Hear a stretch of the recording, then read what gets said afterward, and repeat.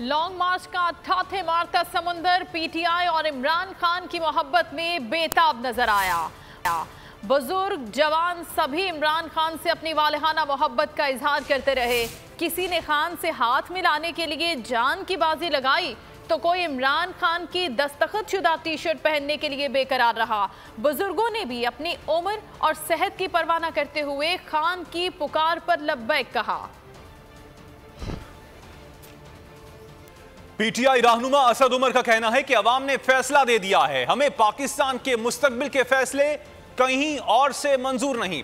गुजरांवाला कप्तान का है, चंद नून लीगी शरपसंदों के पथराव से मार्च रुकने वाला नहीं है।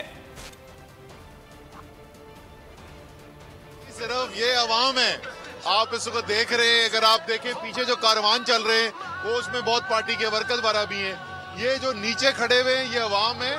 ऊपर देखें छतों के ऊपर, खिड़कियों के अंदर औरतें, बच्चे, ये तो पूरी कौम निकल आई है अपने कप्तान के साथ। वो हर कौम की जिंदगी में कोई वक्त आता है जब एक वो तारीखी फैसला कर देती है, और ये 2022 में पाकिस्तान की कौम ने फैसला कर दिया है कि आइंदा से पाकिस्तान के फैसले, पाकिस्तान के मुस्तकबिल के फैसले सिर्फ और सिर्फ पाकिस्तान के अवाम करेंगे और कोई नहीं करेगा। अगर आपको ये वीडियो पसंद आई है तो हमारे चैनल को सब्सक्राइब करें और बेल आइकन को प्रेस करें।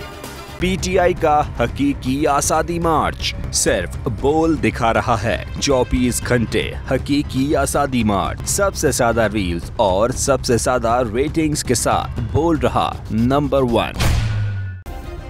सब्सक्राइब करें और बेल दबाएं ताकि कोई खबर रह न जाए।